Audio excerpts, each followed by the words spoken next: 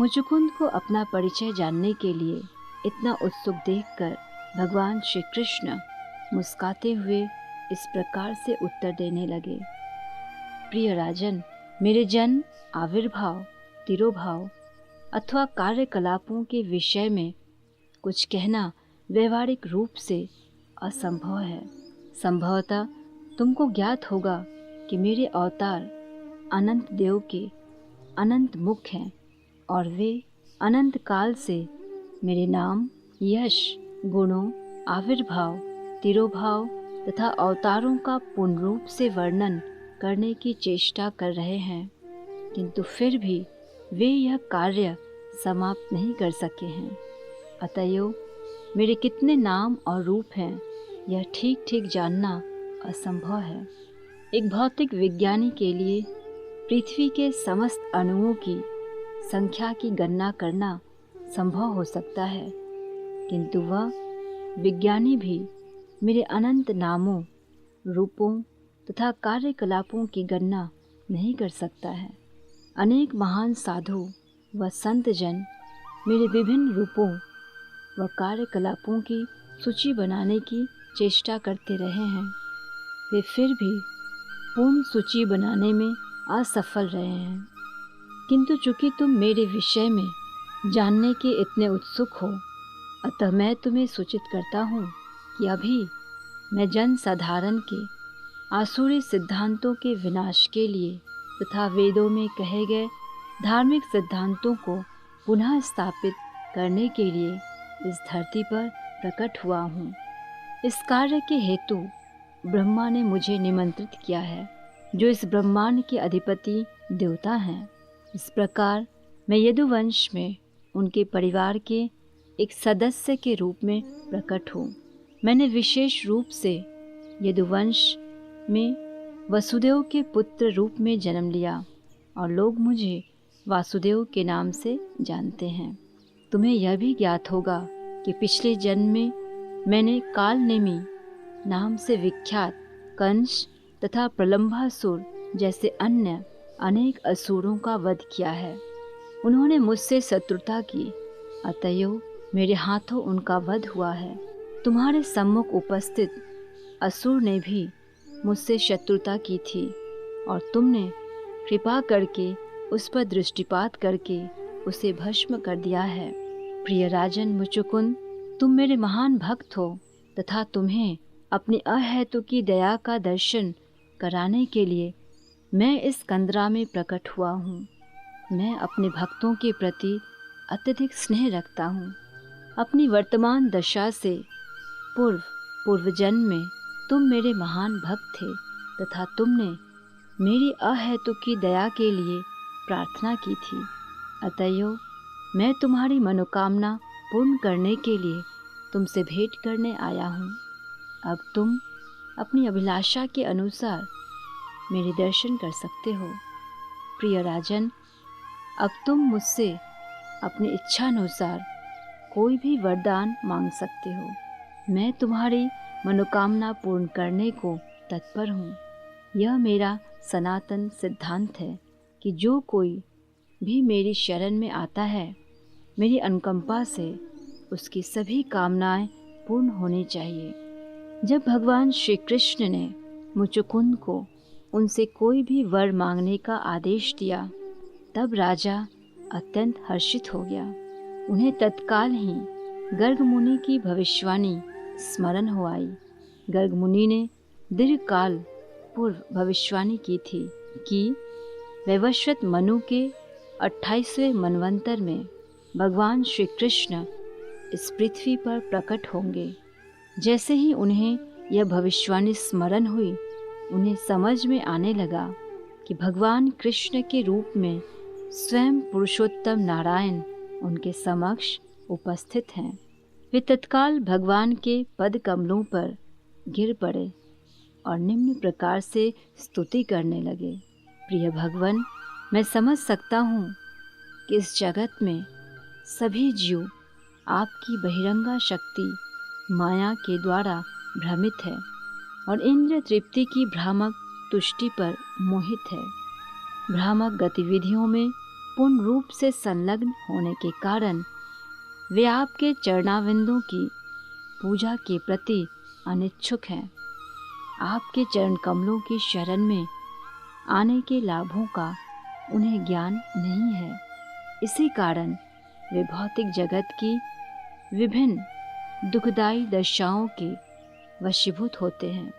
मूर्खतावश वे विभिन्न प्रकार की दुखद दशाओं को जन्म देने वाले तथाकथित समाज, मैत्री तथा प्रेम के प्रति बंधे रहते हैं। आपकी बहिरंगा शक्ति से भ्रमित होकर प्रत्येक व्यक्ति, स्त्री तथा पुरुष दोनों ही इस भौतिक जगत से बंधे रहते हैं। छलने वालों तथा छले जाने वालों के इस समाज में सभी एक दूसरे को छलने में संलग्न हैं। यह मूर्ख व्यक्ति यह नहीं जानते हैं कि इस मानव जीवन को प्राप्त करना उनका कितना बड़ा सौभाग्य है। अतः वे आपके चरण कमलों का भजन करने के अनिच्छुक हैं। आपकी बहिरंगा शक्ति के प्रभाववश वे केवल भौतिक गतिविधियों के आकर्षण से बंधे रहते हैं। अंधकूप में गिरे हुए गूंगे पशु की भांति वे केवल तथाकथित समाज, मैत्री तथा प्रेम से ही बंधे रहते हैं। अंधकूप का उदाहरण इसलिए दिया गया है क्योंकि खेतों में अनेक ऐसे कुएं होते हैं जो अनेक वर्षों तक उपयोग में न आने के कारण घास से ढक जाते हैं और बेचारे पशु उन कुओं को न जानने के कारण उनमें गिर जाते हैं। यदि कोई उनकी रक्षा न करे तो उनकी मृत्यु हो जाती है। घास के कुछ तिनकों पर मोहित होकर पशु अंधकूप में गिरकर मृत्यु को प्राप्त होते हैं। उसी भांति मूर्ख व्यक्ति मानव जीवन के महत्व को न जानकर इसे केवल इंद्रिय तृप्ति के लिए नष्ट कर देते हैं और व्यर्थ ही अनावश्यक रूप से मृत्यु को प्राप्त होते हैं। प्रिय भगवन, प्रकृति के इस सार्वभौम नियम का मैं अपवाद नहीं हूँ। मैं भी उन्हीं मूर्ख व्यक्तियों में से एक हूँ जिन्होंने अपना समय व्यर्थ गंवा दिया है और मेरी स्थिति तो विशेष रूप से गंभीर है। राजवंश का होने के कारण मैं साधारण व्यक्तियों से भी अधिक गर्वयुक्त था। एक साधारण मनुष्य अपने शरीर अथवा परिवार का स्वामी होने की बात सोचता है, किंतु मैंने बड़े पैमाने पर यह भ्रामक विचार करना आरंभ किया। मैं समस्त जगत का स्वामी बनना चाहता था। जैसे जैसे मैं इंद्रिय तृप्ति के विचारों से उन्मत्त होता गया, वैसे वैसे जीवन के प्रति मेरी देहात्म बुद्धि दृढ़तर होती गई। घर, पत्नी, संतान, धन और जगत पर प्रभुत्व के प्रति मेरी आसक्ति न केवल अधिक प्रबल होती गई, अपितु वास्तव में मेरी आसक्ति असीम थी। इस प्रकार जीवन की भौतिक दशाओं के विचारों से मैं सर्वदा बद्ध रहा। अतएव भगवन, मैंने अपना इतना बहुमूल्य जीवन व्यर्थ गवा दिया। जीवन विषयक मेरी मिथ्या धारणा दृढ़ हो जाने के कारण मैं विचार करने लगा कि अस्थि मांस का पिंजर भौतिक शरीर ही सब कुछ है और व्यर्थ ही मैं उस श्वान या कुत्ते की भांति यह विश्वास करने लगा कि वह मानव समाज का राजा बन गया है। देहात्म बुद्धि के कारण सैनिकों, सारथियों, हाथियों तथा अश्वों आदि की अपनी सैन्य शक्ति सहित मैं समस्त जगत की यात्रा करने लगा। अनेक सेनापति मेरी सहायता करते थे तथा मैं अपनी शक्ति पर गर्वित हो उठा था। इसी कारण सर्वाधिक अंतरंग सखा की भांति मेरे हृदय में सदा निवास करने वाले भगवान, आपको मैं नहीं पा सका। मैंने आपकी चिंता नहीं की और भौतिक रूप से मेरी तथाकथित उन्मत्त स्थिति का यही दोष था। मेरे विचार में मेरी भांति सभी प्राणी आध्यात्मिक साक्षात्कार के प्रति असावधान रहते हैं और यह सोचते हुए कि क्या किया जाए, आगे क्या होगा, सदैव उद्विग्न रहते हैं, किंतु हमें भौतिक कामनाओं ने दृढ़ता से बांध रखा है। अतएव हम उन्मत्त अवस्था में बने रहते हैं। भौतिक विचारों में इतना मग्न होने पर भी आपका ही एक स्वरूप अटल काल अपने कर्तव्य के प्रति सदैव सावधान रहता है। जैसे ही निर्धारित समय समाप्त होता है, वैसे ही आप हमारी भौतिक स्वप्नों की समस्त गतिविधियों को तत्काल समाप्त कर देते हैं। काल के रूप में आप हमारी समस्त गतिविधियों को उसी प्रकार समाप्त कर देते हैं जैसे एक भूखा काल सर्प निर्दयता पूर्वक शीघ्रता से एक छोटे से चूहे को निगल जाता है। विराजसी शरीर जो जीवन में सदैव स्वर्णाभूषणों से सज्जित रहते थे तथा जो उत्तम आश्वों वाले रथों पर अथवा स्वर्णाभूषणों से सुसज्जित हाथी की पीठ पर सवार होकर चलते थे, काल की क्रूर गति से निर्जीव हो जाते हैं। मानव समाज के राजा के रूप में प्रसिद्ध वही राजसी शरीर अटल काल के प्रभाव के अंतर्गत क्षय को प्राप्त होता है और कीड़े मकोड़ों का भोजन बन जाता है अथवा भस्म हो जाता है या किसी पशु की विष्ठा बनने के योग्य हो जाता है। यह सुंदर शरीर जीवित अवस्था में राजसी हो सकता है, किंतु मृत्यु के उपरांत एक राजा के शरीर को भी पशु खाते हैं। अतएव वह विष्ठा में परिवर्तित हो जाता है अथवा उसे शमशान में जला दिया जाता है और वह भस्म बन जाता है, अथवा उसे कब्र में दबा देते हैं जहाँ इसमें से भिन्न भिन्न प्रकार के कीड़े मकोड़ों की उत्पत्ति होती है। प्रिय भगवान, हम न केवल मृत्यु के पश्चात इस अटल काल के पूर्ण नियंत्रण में आ जाते हैं, अपितु जीवित अवस्था में भी एक दूसरे प्रकार से इसके नियंत्रण में आते हैं।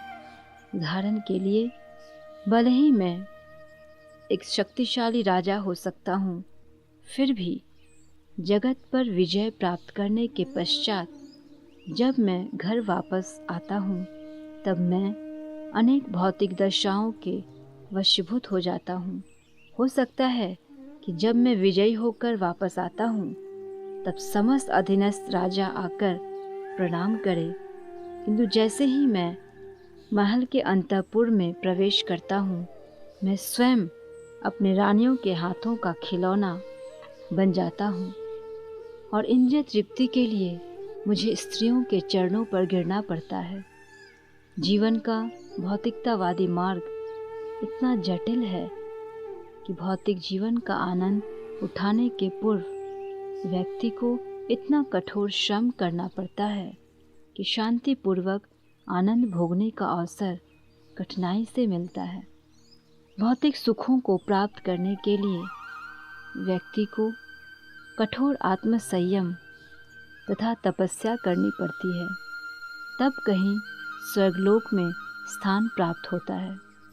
यदि व्यक्ति को एक अत्यंत धनी अथवा राज परिवार में जन्म लेने का अवसर मिलता है, उस अवस्था में भी वह उस वैभवशाली स्तर को बनाए रखने के लिए सदैव व्याकुल रहता है। अगले जन्म की तैयारी करने के लिए उसे अनेक प्रकार के यज्ञ संपन्न करने पड़ते हैं तथा दान देने पड़ते हैं।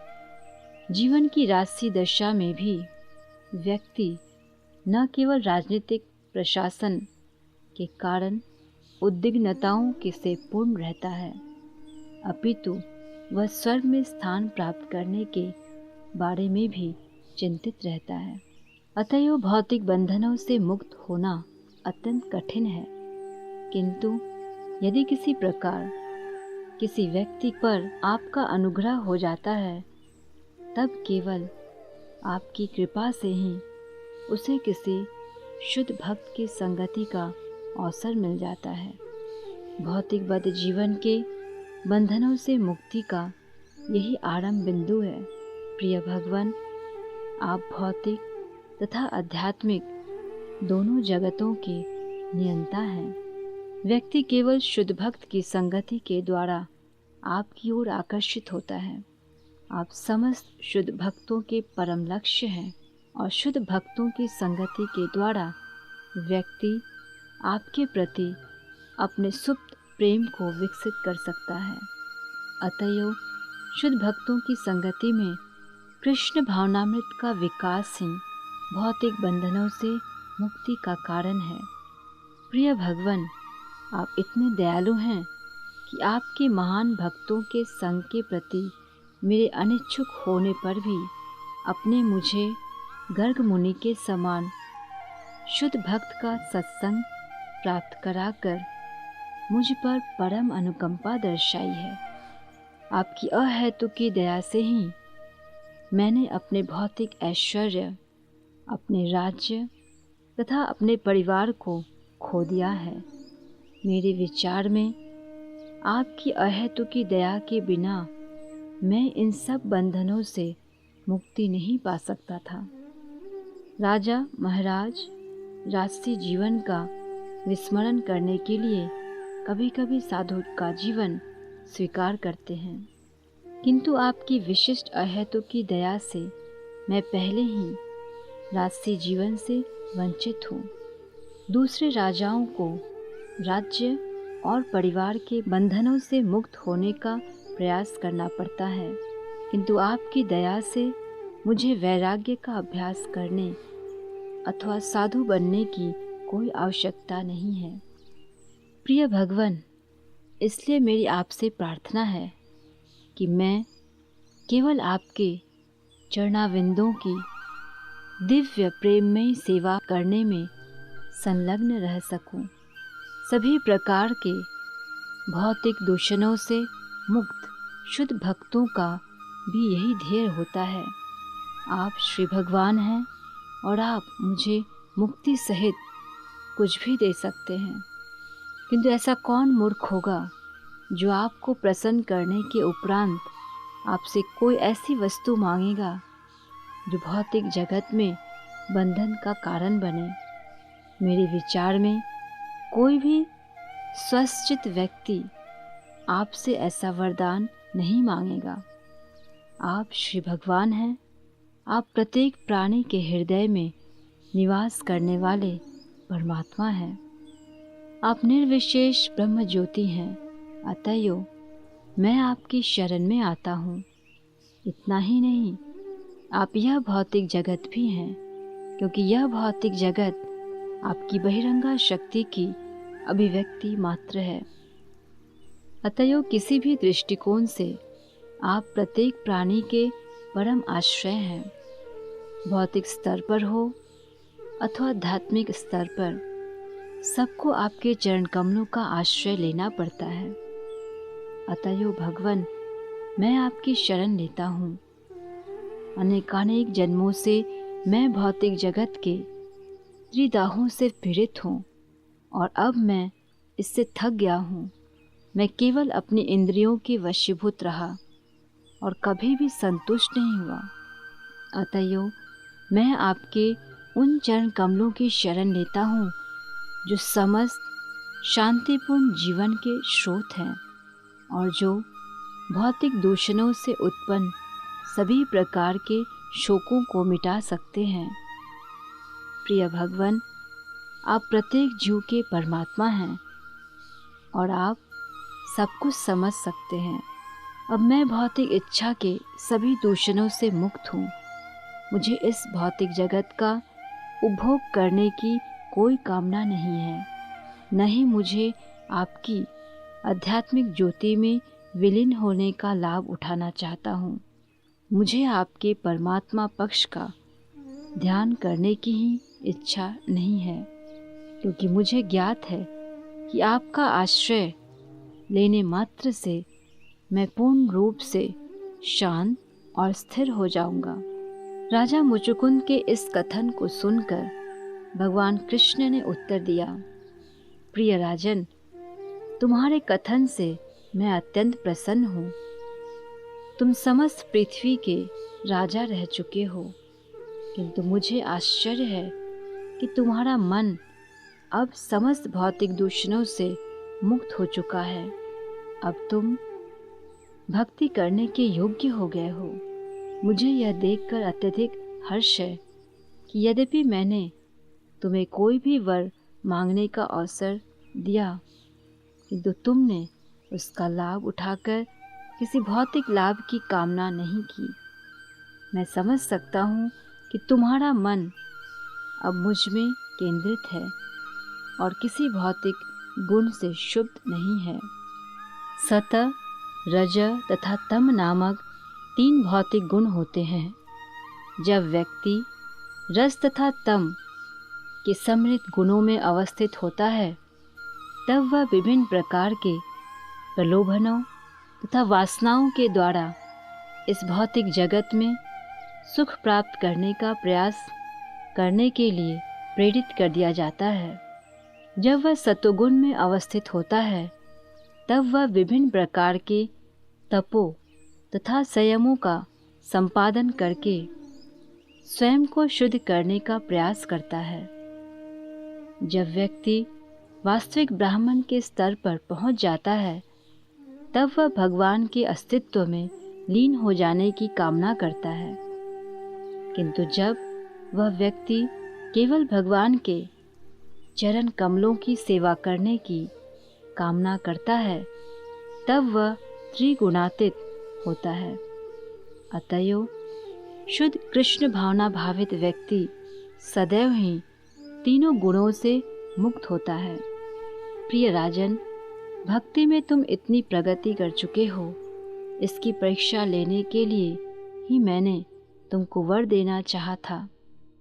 अब मैं देख सकता हूँ कि तुम शुद्ध भक्त के स्तर को प्राप्त कर चुके हो, क्योंकि तुम्हारा मन भौतिक जगत की किसी प्रकार की लोलुपता या लालच अथवा दुर्वासनाओं से शुद्ध नहीं है।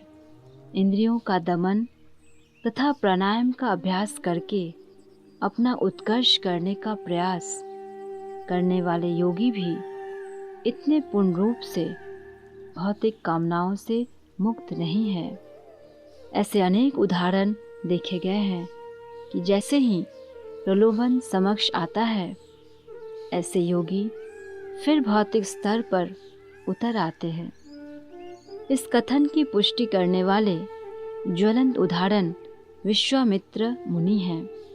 विश्वामित्र मुनि एक महान योगी थे जो प्राणायाम का अभ्यास कर रहे थे, किंतु जब उनके निकट स्वर्ग की अप्सरा मेनका गई तो वे संयम खो बैठे और मेनका से शकुंतला नामक एक पुत्री उत्पन्न की। किंतु शुद्ध भक्त हरिदास ठाकुर एक वेश्या के द्वारा इस प्रकार के प्रलोभन दिए जाने पर भी कभी विचलित नहीं हुए। भगवान कृष्ण ने आगे कहा, प्रिय राजन, इसलिए मैं तुमको यह विशेष वरदान देता हूँ कि तुम सदैव मेरे विषय में चिंतन करोगे। इस प्रकार तुम त्रिगुणों से दूषित हुए बिना भौतिक जगत में मुक्त रूप से विचरण करने में समर्थ होगे। भगवान का यह कथन इस बात की पुष्टि करता है कि गुरु के निर्देशन में भगवान की दिव्य प्रेमा भक्ति में संलग्न कृष्ण भावनामृत में यथार्थतः स्थित भक्त कभी भी प्रकृति के गुणों के दूषणों से प्रभावित नहीं होता है। भगवान ने कहा, प्रिय राजन, एक क्षत्रिय होने के कारण तुमने आखेट करते हुए तथा राजनीतिक संग्रामों में पशुवध का अपराध किया है। शुद्धिकरण के लिए स्वयं को भक्ति योग के अभ्यास में संलग्न करो तथा अपना मन सदैव मुझ में लीन रखो। शीघ्र ही तुम्हें इन पापों के फलों से मुक्ति मिल जाएगी। इस कथन से ऐसा प्रतीत होता है कि यद्यपि क्षत्रियों को शिकार के समय पशुवध करने की अनुमति है, तथापि वे पापों से जन्य इन दूषणों से मुक्त नहीं होते हैं। अतएव किसी के क्षत्रिय, वैश्य अथवा ब्राह्मण होने से कोई अंतर नहीं पड़ता है। जीवन के अंत में सभी को संन्यास लेने की संस्तुति की जाती है। सभी को पूर्ण रूप से स्वयं को भगवान की सेवा में संलग्न कर देना चाहिए और इस प्रकार